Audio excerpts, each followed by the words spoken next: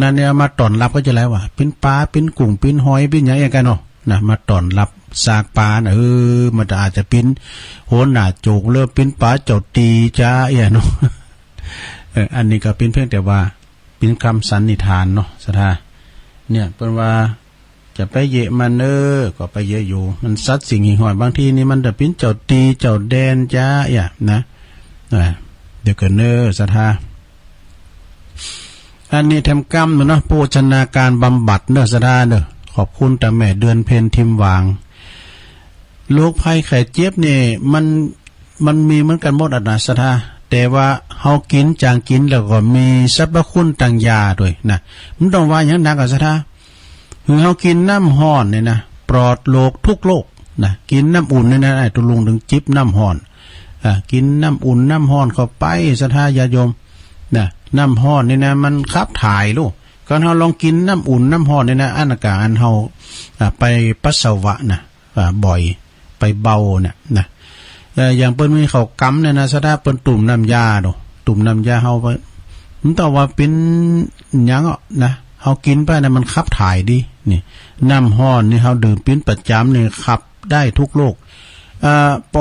ปอสามารถนี่นะปอสามารถนี่เปิ้นเป็นประธานผู้สูงอายุเปิ้นก็บอกให้ตุลุงมันต้องมีอะไรมากล่ะตุลุงนะดื่มน้ำให้เยอะๆว่ะ กินน้ำหนักๆว่ะน้ำเปล่าๆเรานี่แหละเนี่ยนะดื่มน้ำหลายเป็นลิตรนะมันจะขับถ่ายของเสียออกเนาะดื่มน้ำเป็นการ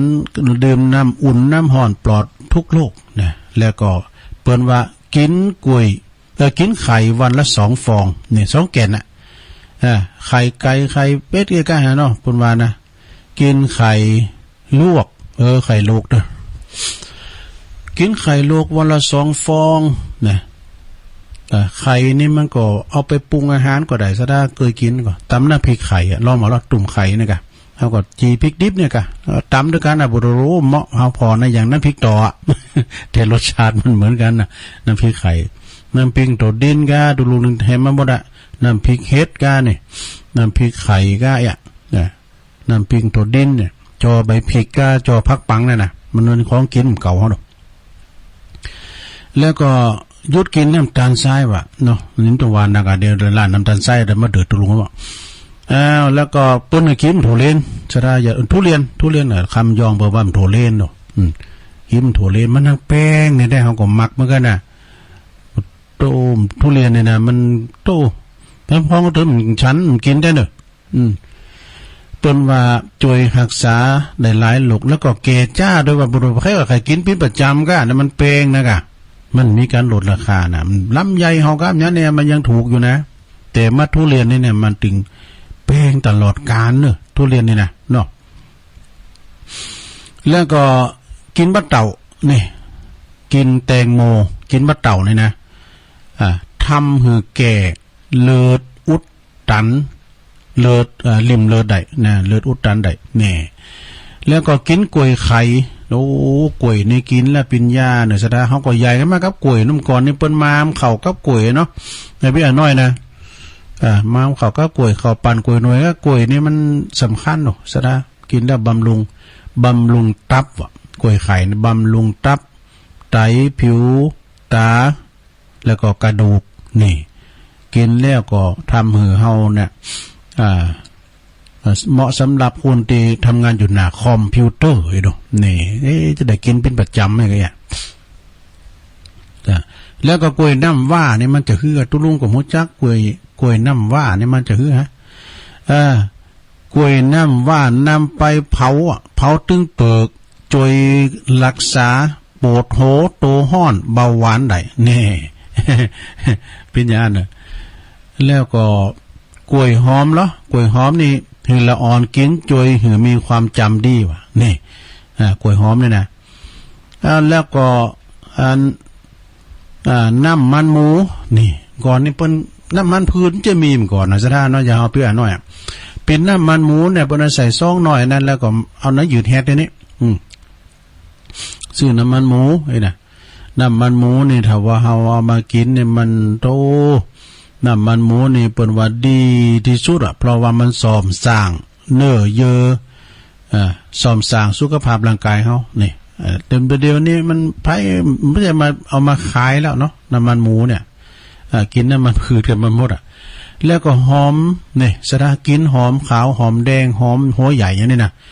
กระเทียมกันนี่นะหอมนี่มันก็มีสรรพคุณทางยาเนี่ยสะท่าเนี่ยพระขยากหอมดองลำๆกับ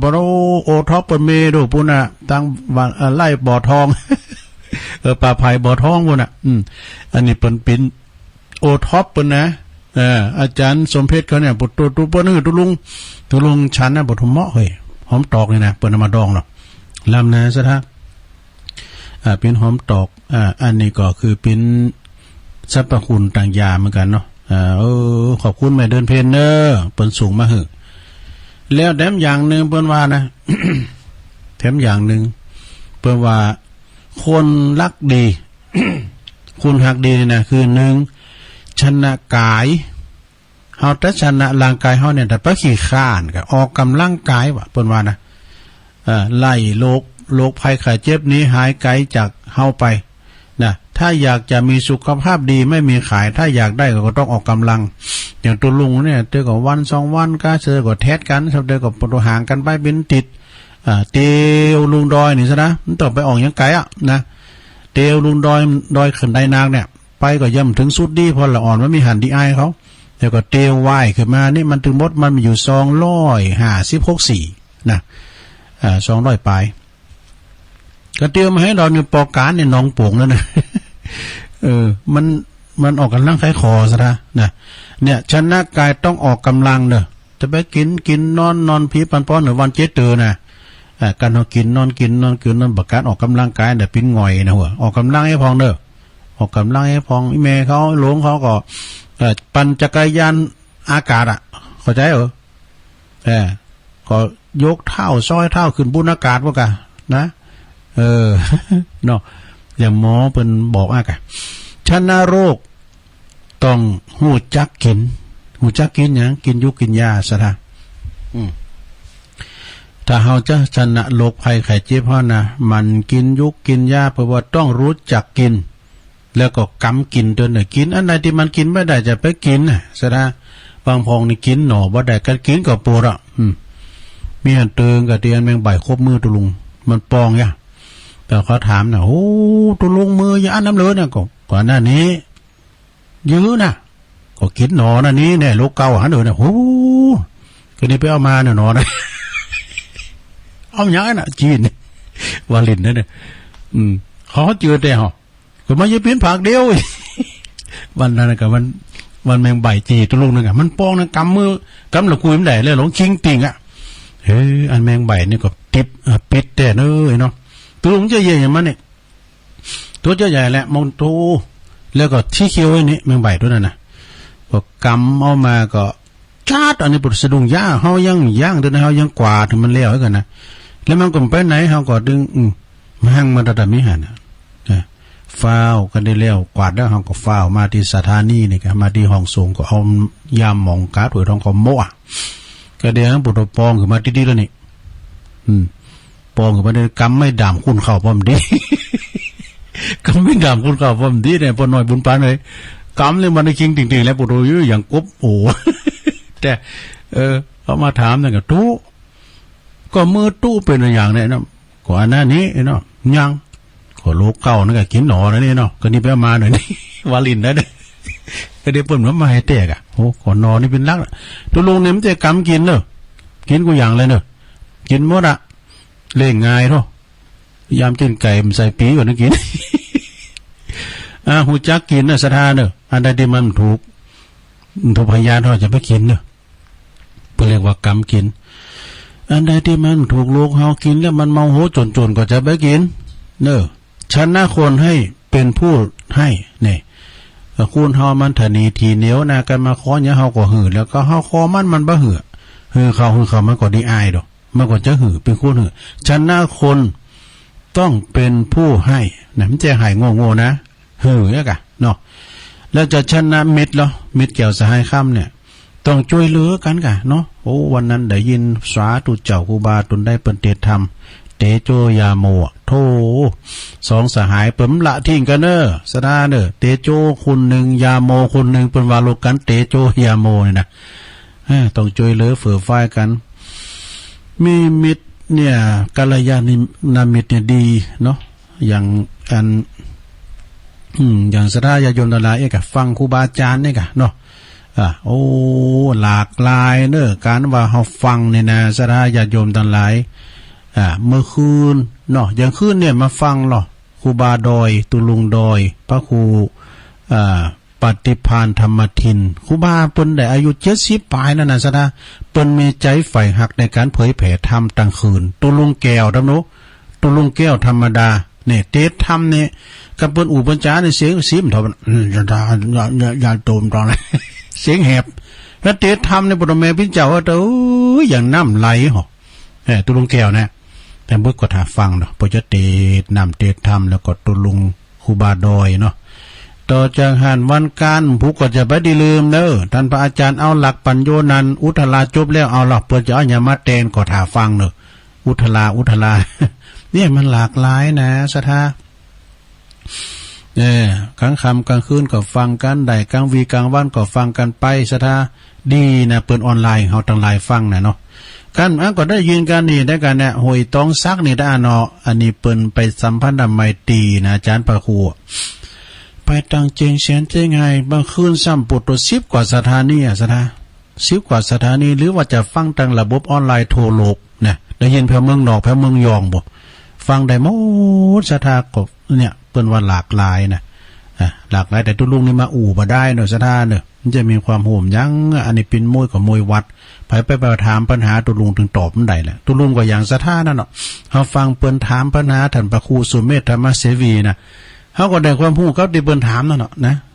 มันถึงจางบอกอ่ะตุลุงจะว่ามีความรู้อย่างหนักนะมีกับมาอู่อย่างเดียวน่ะฉันนะคนเป็นผู้เด้อศรัทธาญาติโยมทั้งหลายจะไปขีจิ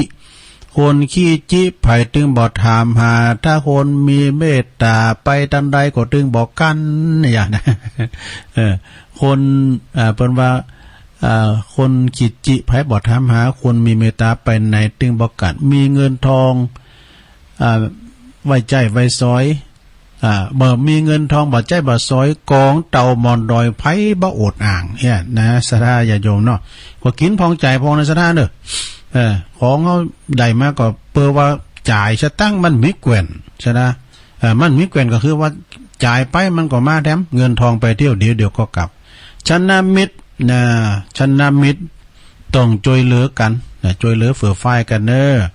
ชนะศัตรูอภัยเนี่ยต้องอภัยต้องอภัยซึ่งกันและกันไปศรัทธาถ้าเจอศัตรูเฮานี่นะมันมีหลากหลายเนาะมันจะทำบ่ดีบ่ให้เฮาก็จะได้กะนะก็ต้องอภัยชนะกิเลสด้วยการปฏิบัติธรรมนี่โอ้เฮาหันว่าเดี๋ยวนี้คุณปฏิบัติธรรมหนักนะศรัทธาญาติโยมแต่ว่านี่ไปหันคันนาแห่ครูบอยเนาะครูบอยนี่เปิ้นเอาละอ่อนไว้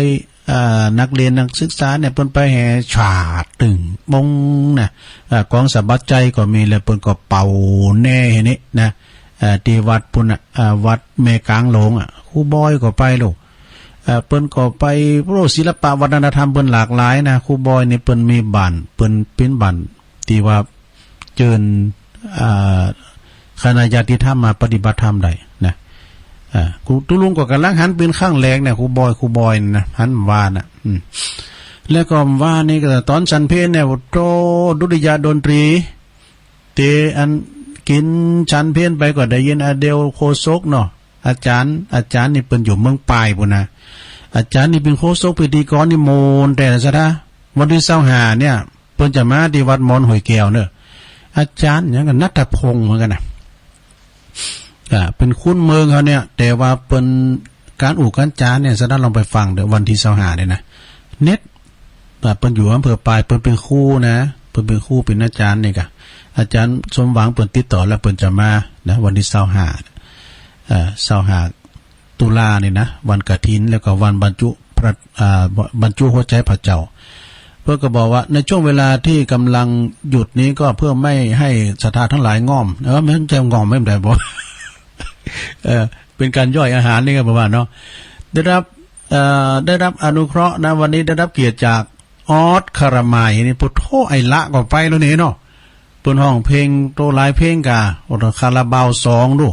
บ่หันน่าจะกำได้ฟังกระเสียงปุถห้องเพลงตบมือกันเด้อๆนี่ก็เปิ้นก็ไปนะไอละหรือว่าออสคารามายพี่น้องห้วยหากันเนาะห้วยหาบ้านฮงน่ะบ้านปะลองพี่ลองเขาก็ได้นี่เน็ตแต่เป็นสีสันสีสันของงานน่ะเอาละศรัทธาญาติโยมเนาะอุจาปาศัยกันไปแล้วก็ยังมีทั้งอยู่กันเดียวกันชนะกายด้วยการออกกำลังกายชนะโลกด้วยการรู้จักกินต้องหูจักกินแต่ไปกินไปเลยไปกินสละไปเลยในลงชนะคนต้องเป็นผู้ให้ชนะมิตรต้องช่วยเหลือกันชนะศัตรูต้องให้อภัยชนะกิเลสต้องปฏิบัติธรรมโอ้ขอบคุณแม่เดือนเพ็ญเปิ้นสูงมาคือตุลุงอันนี้นี่เป็นกำขวัญดีแต่ศรัทธาญาติโยมทั้งหลายที่ได้ฟังกันไปแล้วก็ถือว่าเป็นตัวจุยเนาะแต่วันนี้ก็มาตกมัดเตนเปิ้นเนาะศรัทธาญาติโยมทั้งหลายหมายความว่าเฮาก็มามาจ้ากันไปตุลุงนี่ก็มีพิธีรีตองเนี่ยกันไปนะคือว่าเป็นกันเองอันนี้เนี่ยนะเป็นว่าอันนี้ก็มีเหมือนกันเนี่ยอันนี้เขาไม่เดินเพนเหมือนกันนะก่อนวัยอายุ75ปีเนี่ยให้ท่องเที่ยวให้ไปท่องเที่ยวกันชาพี่น้องก่อนที่จะเดินไม่ไหวนี่ก่อนจะเตี้ยวบ่ไหวกับไปแอวกันแล้วนะปวดหูปวดตากันเด้อไปใครไปก็ไปแอวไปปวดหูปวดตาดูไม่เห็นเอ็นไม่ยืดนี่กินแล้วจืดเนยหอบหืดชอบลำคาญลูกหลานเบื่อนี่ไม่เหลือเพื่อนลืมเลือนเลอะเลือนนี่อันนี้นะเป็นวานะก่อนที่เขาจะปิ้นยำจำพวกตีวาไปนะไปแอวเที่ยวกันเถอะนะสุขกันเถอะเราไปแอวที่ไหนไปเที่ยวกันเถอะหมู่เฮานี่ทำอย่างได้หือแก่ทำอย่างได้บ้าหือแก่นี่ทำอย่างได้ได้หือแก่จ้า1ครบละอ่อนเป็นลักว่าหันละอ่อนมันเป็นจะได้ครบเด็กเป็นหลักแล้วก็2อย่าจมปลักอยู่กับวัดวาหุนนานอย่าว่าอย่างนั้นเอาตุลุงเข่าแห้งด้วยนี่แล้วก็3หัวเราะเฮฮาเนี่ยไปใส่ใจอย่างกับสุขเสาลำไปนะมีลื่นเริงมีลาเริงจืนบานวันใจไข่โหนะไข่โหกล้ามเนื้อกายนะโหเลาะเพิ่นว่าไข่โหเตอนะนะเพิ่นว่าหัวเลาะต่ออายุนี่เฮามีความไข่โหกันไปแล้วก็คำลุงกงซักเป๊กอันนี้ไปใหญ่แล้วก็อย่าเก๊กเกินตัวแต่ไปเก๊กเนี่ยเก๊กก็คือจะไปอดโตน้ำไปอย่ามัวเมาแต่ความชั่วอย่าปลดอย่าลดละเรื่องกิเลสเนี่ยลดละให้เด้ออย่าทำตัวทุเรศลุงลัง ทุลังมีสตังอย่าขี้เหนียวเนี่ยมีสตังจะไปขี้เหนียวนั่นลงเด้อลูกหลานแม่ก็จ่ายเขาไปพองเด้อลูกหลานเป้าก็มีแต่ให้เขาก็ใครหือติ๊กก็แต่มันมีที่จะหือตัวเอ้ยนะทำตัวให้เบิกบานล่าเริงนี่แน่นอนกันเนาะท่องเที่ยวให้สำราญแอวไปเถอะเนอะแอวไปเถอะมันตึงตึกแอวนะเป็นกำให้ชีวิตเนอะแล้วก็อย่าช้าอยู่ใยใส่ใจทำเลยจะไปจ่าเนี่ยทำเลยอย่าช้าอยู่ใยใส่ใจทำเลย อันนี้ก็เป็นกรรมที่ว่าเอามาสาธยกสาธยายให้สะได้ฟังกันเนาะขอบคุณหลายๆเนอะตักบาตรเทโวดีผ่านแม่ตุลุงก็จะขอบคุณเป็นตั้งการกับวันพัดหนาบนเนอะวันพัดที่ตุลุงออกเป็นรายการตุลุงบนนะจะได้ขอบคุณศรัทธาญาติโยมที่เป็นมากันหลวงกันหลายนะศรัทธาปีนี้ดีแต่ฝนบัดตกนะบ่มีฝนตก ก็ขอขอบคุณแต่ที่เปิ้นมากวงมาไกลมา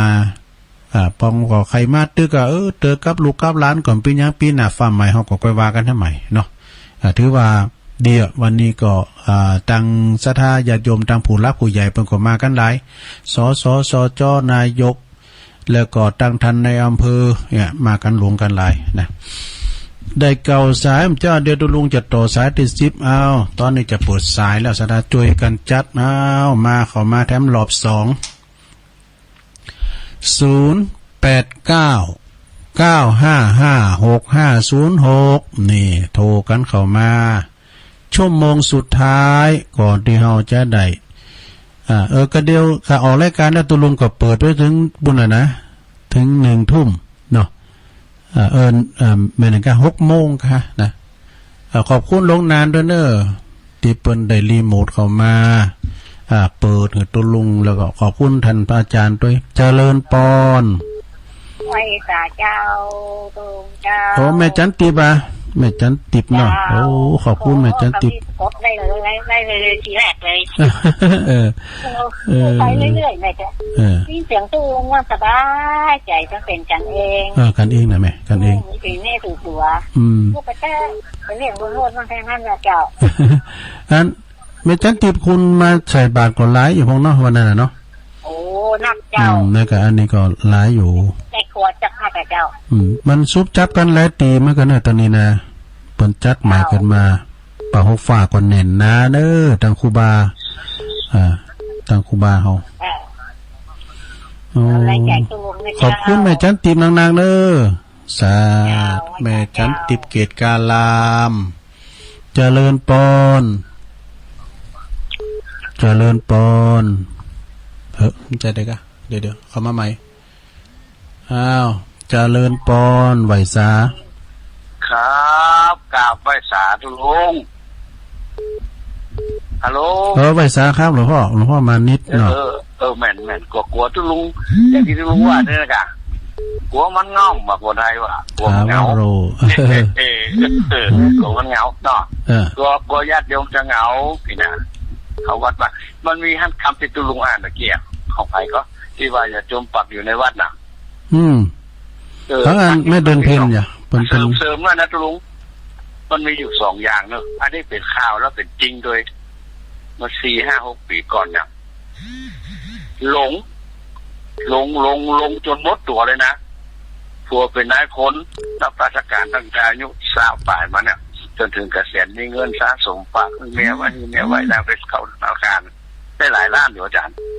ครับทีนี้อันที่หลงนี่คืออย่างมัวเกินไปผมไว้ส่วนนะเนาะเงินในบัญชีที่ไปทำบุญจนก้นตัวง่ายๆคนทำ10,000เคยทำ2 คนเนี่ยกะเงินในบัญชีที่เป็นล้านเหลือบ่กี่แสนนะอาจารย์หัวมาคู่มารู้นะพอถูยิงตัวตายเลยอาจารย์มันถ้าไปทำพอดีนี่เนี่ยมันจะว่าจมปักนี่คือแบบความหมายของคำนี่คือหลงทำจนเกินตัวอาจารย์เสริมเลยนี่นะถ้าเราทำพอดีนี่นะเข้ากับหลงเว้ยมันมีนะอาจารย์บางคนจนหมดเนื้อหมดตัวก็มีนะคืออันนี้หลงเกินจะเอาสวรรค์นิพพานก็เดียวตานก็เดียวนะธรรมดาเขาเนี่ยมันต้องไปหลงลำไปกินกันไปนะมันต้องไปหลงแยกเอาไปอย่างเนาะกะพร้อมกันติดเนื้อพร้อมกันทำเนื้อสาวเอาแล้วกันถ้ายังครบละอ่อนเลยนะถ้าวันเด็กขึ้นขอบกว่าแล้วก็มีรูปเวลาที่เล่นกันละอ่อนครบเด็กสร้างบ้านใส่หัวนี่นะมันมีละอ่อนเขาว่าตัวนั้นครบโทล้านโอ้สมาร์ทครบเด็กสร้างบ้านเตียนปักดอกสวยติดแม่เอามาตานทำบุญนั่นนะเต้นเลยนะลุงมาแบบปักติดกระถางทูบกระถางเตียนติดหน้าพระเจ้าละอ่อนนะกันแล้วเขาอนุบาลนึกเหรอว่ากราบหายตัวคนจึงมาบ่อยมาวัดบ่อยเนาะจะอ่อนมาวัดบ่อยมาโดยมาโดยแม่เป็นครูถ้าวันว่างหาไปสอนมันหันคนเนี่ยอย่างเที่ยวอ่ะอยู่บ้านถ้าอย่างนอนก็สวดมนต์ด้วยพระนะว่าอย่างลุงว่าจะกล้าได้เนาะนั่นแหละแต่เมื่ออ้อมตอบเนาะเอาว่าต่อถ้าจะนอกคอกคุณต้องนอกคอกเป็นเท่าเนาะแต่ถ้าเสริมกันนี่ค่าเวลาลุงหน่อยวันนี้มวยแตนก็ใจได้นะโอ้สายถีเหมือนกันเนอะ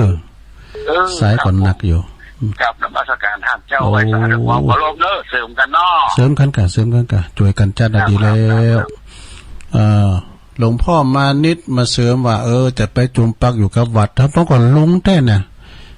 ตาจุนเสียงก็อันนี้ก็เป็นนั่นให้เหมาะเนาะ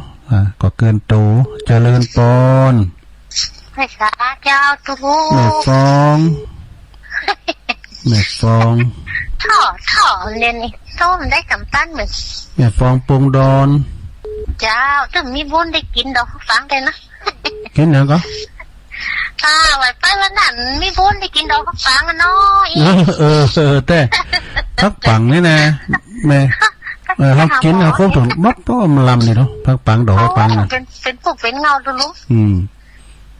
เจ้านี่คือว่าเนนเขาขึ้นไปได้อันเปิ้นแกงดอกพักขี้เล็กมาบ่ต้องเหมาะเฮาลืมถามหลวงพ่อมานิดในเกี่ยวใดอยู่ก้ากินแห้งเนี่ยอันนี้เกี่ยวได้สบายเกี่ยวได้ผักได้ว่านะฟุตตกก็เจโฮมมาไม่ฟ้องฟ้าห้องได้ตกแต่ว่าตอนนี้สิบดมาเลยฟ้าห้องได้ตอนนี้สิบดมันเหมือนนี่นะเอากำเตองานหดเหลี่ยวไปเลยอ่ะเนาะมาคำเปิ้นเนาะก้าใจตึกใจไปไหนหัวนี่ก้าวันนั้นนี่ตักบาตรเทโวนี่ดีแต่ฝุ่นมะกูนเฮ้ยปีนี้แหละดีแต่น้ำวนนะอ่อยมาหน่อยมองเปิ้นตื่นนี่ตั้งน้ำตั้งแบบนี้ดูลูกตาบัดที่โรที่แว่นะปักยอดปักสังไปหมดเด้อแม่ขอบคุณแม่ฟองนักสาธุอันนี่ก็ระดูกระถินกันเจริญปอนเจ้าไอ้สัตว์เจ้าท่านแม่อยู่ไหนแม่บุญอยู่แจ้งหัวลินเวียงสาเจ้าแม่ยังก็แม่สีเจ้าฮะจันสีเนาะแม่สีแม่จันสีแม่จันสีอ่ะแจ้งหัวลินอ่ะฟังอ่ะแม่แจ้งหัวลินฟังเนาะปอน้อยบุญปันยังมาเดียวเมืองฟางเนาะแจงโหริงมึงฟังมาสักสายตัวนั้นได้มีคำฮะฟังผ่านเทศที่มันเคยได้แค่หัวดีมันแต่พองเหรียญพองนั่นนะฮะกะท่านก็นี่นะท่านแอนที่นะท่านเอากระเทียมข้าวโมเตอหอมเต็มเขานี่นะนะหอมหูนี่เอาหอมเต็มข้าวโมเนาะต่อที่แต่ที่นะท่านเอากระเทียมเขาตุบๆเขาแตะศรัทธาตั้งหลายเนออันนี้เป็นความหูเนอแม่จันสีว่าถ้าว่าแตนจีก็ดีแมงใบยังของตีมีปิดตำหอมขมกเนาะหอมเต็มนะโยมก็เคยโดนน่ะแมงใบตัวใหญ่ๆสิตัวใหญ่ๆนะโธ่ตัวสุดแขนเลยตอนนั้นโยมก็ยังหูเสื้อตัวก็มันปวดมันเนี่ยแล้วมันบวมเลยต่อจี้ก็ถึงบวมเลยใส่เจอก่อนเฮามันละกุยหันนะสมาได้ล้างมือหันได้มันเป็นอินจ้ะวันนั้นนี่มีอินสักสิมันลมกูมากโตกำละกุยผมได้น่ะกำไม่ด่างผมได้มันกุ้นเข้านะเพราะท่านเป็นวัดก็ท่านกินวัดอะไรโจรแล้วก็หายละวัดอะไรโจรสีโอ้ขอบคุณแม่จันสีหลายๆเนอะแจงโฮลินะบอกยาดีหรอสาธุลองดูกันเนาะลองดูเขาขอมันครบกันกับมึงจะลองหมดเนาะสาธุแม่จันสีเนอะขอบคุณแม่จันสีเจริญปอนนมัสการเจ้าหลังการแม่สาวจะแม่จันโสมมาจะได้แต่ถ้าว่าเต้นจีฮะนะตัวลุงหนักอ่ะฮะแต่ลูกไปหาหมดวันนี้ยายพรมาบักเต้ทำกะเจ้าเต้นแล้วอันนั้นบัดนี้เราได้ยินกะส่วนผสมวงแรกอ่ะไม่ได้ยินอย่างมันดักปิ้งไปจนเมินอ่ะคนนั้นเป็นอ่านทำหมอฟ้าห้องแก้มหูอาจารย์ก็เลยได้ปิดกับเดี๋ยวนี้ได้ยินแล้วเนาะได้ยินเมื่อกี้แล้วเหรอจะได้เป็นยังเจ้านี่อธิธรรมอันนี้กะรักษาความดีเป็นท่านบรรยายของเมตตาบารมีตามหลวงปู่ท่านเจ้าคุณพระศรีธรรมนิเทศเป็นแบบประทีปเป็นเครื่องมือส่องเดินทางของคนโบราณตามมหากมลเป็นผู้มาเจ้าฟังใหม่เนาะพวกเจ้าก็ฟังทั้งกะเนาะพวกอาจารย์พระครูมาจัดอยู่ตุลุงอย่างแม้วันพฤหัสแล้วก็วันศุกร์วันตอนนี้เริ่มห่อเมื่อไหร่ก็ลึงคำเลยเป็นยังเดี๋ยวได้การลึง ลึกงั้นมันแบบ ง่างฟ้าดูมาเด้มันง่างฟ้าเอาน้ำ อาจารย์ ออก เดินบนหลับ เอ นะ อเอาน้ำออกฝั่งปิ้งครับเนาะมันนี่อย่างมัน โอ้ต่อ เจ้าขอบคุณนายมันจันทร์สมเด้อ ใจนะ สา เจ้า ธุ นมัสการเจ้า โอ้ขอบคุณหลายๆเด้อเจริญปอน เจริญปอนติดแล้วตันใดจ้าฮัลโหลฮัลโหล เจ้า ฮะยายพรกะ แม่เนี่ยเหรอ โอ้ยายพรรอบสองปโดดีกายายพรมารอบสองอ่ะยายพรกันว่าเต้นกี่เฮาแมงป่องครบเนี่ยเอาหยังใส่ลองถามเนาะคำว่าเต้นกี่เฮาหรือว่าแมงป่องครบเนี่ยเฮาเอาหยังใส่ อันอย่างเขาวะ สมมติว่าแมงป่องจีเฮานี่เฮาเอาหยังใส่เป็นหญ้าฮะ นี่ฮะอย่าเอาเขากินลิ้นเขาใจเอง โอ้แต่อย่างตุ้ลุงก่อนหน้าน่ะอย่างตุ้มก่อนหน้าก่อนนะ เขาใจมันจะหาย แผ่นดินนะวะ ก่อนนะอันเป็นเต้นจีนะแผ่นดินนะวะเจ็บแหละภูมิปัญญาได้ต้องก่อนน้ำลายตาหน่อยอ่ะ ก่อนอย่างนั้นอ่ะใจอย่างนั้นอ่ะ นั้นก่อนนั้นเต้นมันมีปืนโคนะปืนโคแล้วก็มันมีน้ำเนาะแล้วก็ทางเต้นมาทางใหญ่เต้นขี่ม้าเนี่ยก็จะมาแต่เจอมาดูมาเต้นขี่ม้าเนาะเต้นกุนลายนะเอาแบบมันเป็นหลอนมองให้นะเลี้ยงควายนี่ก้อนน้ำหดอ่ะก้อนน้ำหดจุดมดแห้งกับพิธีมากับตับนิดเจ้ามาอย่างเพื่อแม่พึ่งแม่เต้นเอามันจุดมอยอ่ะมันที่มันหดน้ำใช่ไหมมันน้ำไหนหรอเอาเขามอยกันแขนเลยก้าวนี่ก็พิธีก็มากับเดี๋ยวได้ดำน้ำเลยเนาะพอเดี๋ยวไปยังไงนี่แม่มานี่เป็น ฮะแม่ของยายนานนี่เป็นยนแกมที่บะจังแงแกตะเก็บแงกองอย่างนี้ตาดึกอย่างนี้เพิ่งจออย่างเงี้ย โคบันเจ็บอ่ะถ้ายายบ้านเจอมาเป็นอย่างนั่นน่ะมันก็ว่าอันเหมือนกันนะมันก็มีดีเหมือนกันนะฉันพองเนี่ยเพิ่งตัวน้อยนะมีนก็ตามเลยมันก่อนเน้นตุเน้นเมืองยองอ่ะมาอยู่ด้วยเฮานะแม่มีนนี่นะแม่มีนเนี่ยมันมาจีบปูดรูมันขึ้นนะแม่มันโบมอ่ะเอาไปหงยาหมอขึ้นหับอ่ะมันมีบัตรสุทธิไว้ก่อนนะมันก่อนเปิ้นก่อนมันใจคิงแต่ว่าเนาะก็รักษาคุณมาก่อนเนาะอุดนาไกลบุญเบื่อ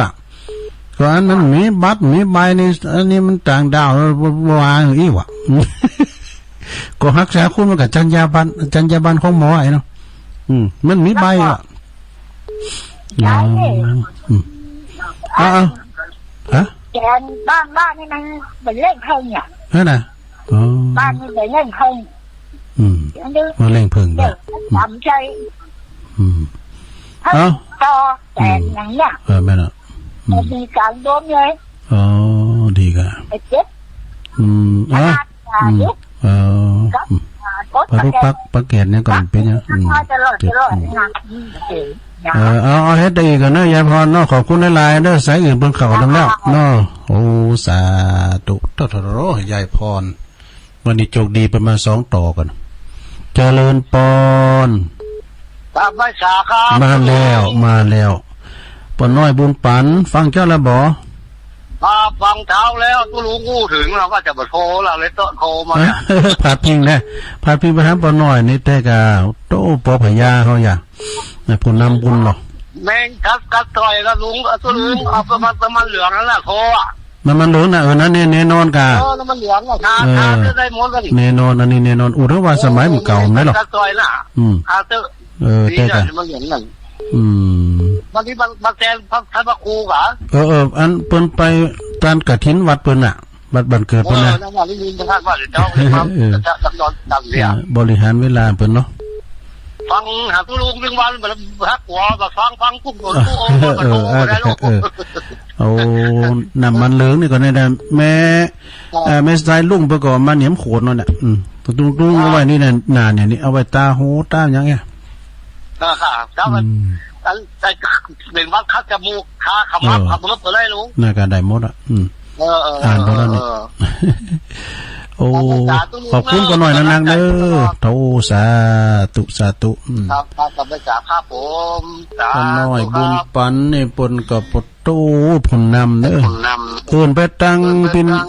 ตุปีนจ่าน้อยด้วยเด้อปุตุปีจ่าน้อยสันห้างเจริญปอนฮัลโหลติดแล้วไปสาธุลุงแม่บุญพินนะ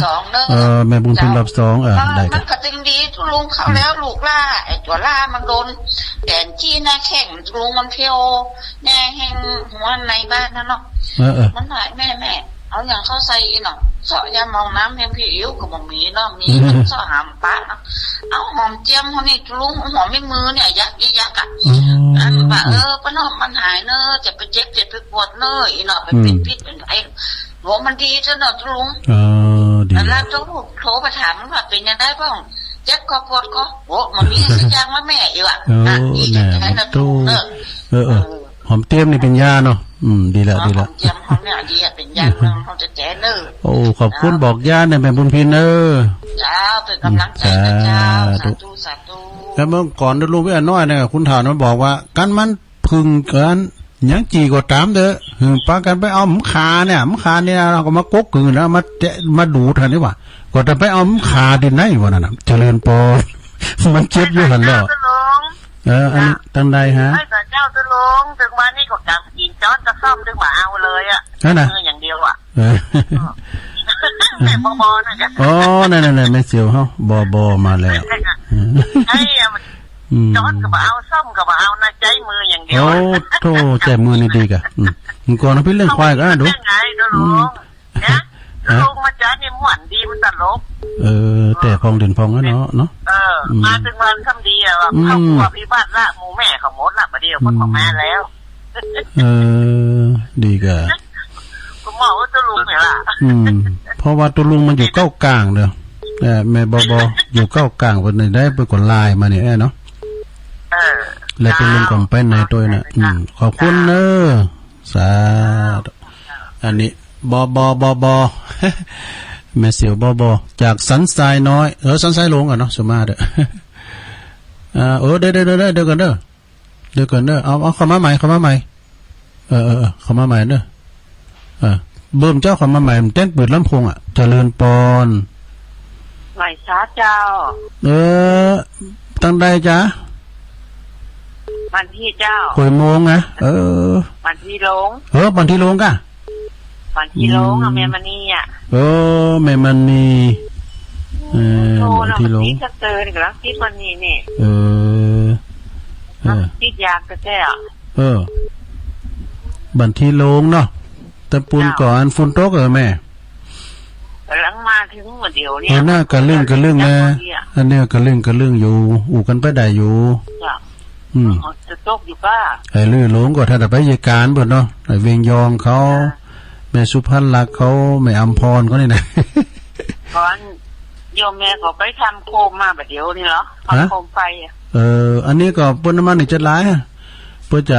จะแป้งขึ้นดอยนี่กะจะเอาโคมไฟนี่นะโคมแขวนนี่นะเอาไหนมาชื่อไหนเปิ้นน้ำมาสูงก็อันนี้ถ้าอบตก็ฮะเปิ้นจะจัดงานลอยกระทงเตียนไฟด้วยหน่อยนี่นะงามกันเนาะเอาใจเนาะแม่น่ะก่อนทำมาเลยเมื่อวันที่16ก่อนดูอันนี้ทำด้วยมือเองนะแปลงเองเนาะทำด้วยมือเจ้าดีแล้วอันนี้เป็นภูมิปัญญาดูของแม่บ้านของผู้สูงอายุดีเลยกะโทษความผู้สูงกำลังนะกะอันนี้ถ้าแม่ไหนแม่เขากำหูเนี่ยน่ะดูของหุ่นนี่มันมีหลายสีตรงหลักสียินดีแม่เนอะแม่มานีบันทีลงเนาะเจ้าโอ้สาธุขอบคุณเด้อกำลังใจจากแม่มานีบันทีลงเจริญปอนนมัสการรอบ2ครับผมอาจารย์นิพนธ์มาแล้วครับเมื่อกี้สัมผัสเสียงสุดท้ายแม่ค่อยสัมผัสเลยโทรมาใหม่อันนี้คนใหม่ครับผมดีกะอันเงินทองหล่นหายย้อนไปหายังมีท่าหวังพบ ประสบสมแต่คืนวันผ่านไปไม่ปราลมจะนิยมย้อนหลังอย่าหวังเลยหวานกระท้อนตอนช้ำทำให้คิดส่วนชีวิตชอกช้ำช้ำเฉยๆกับโชคชื้นชนนาอุลาเลยไม่ช้ำเลยเหมือนกระท้อนตอนทุบทำกระท้อนนะครับเอา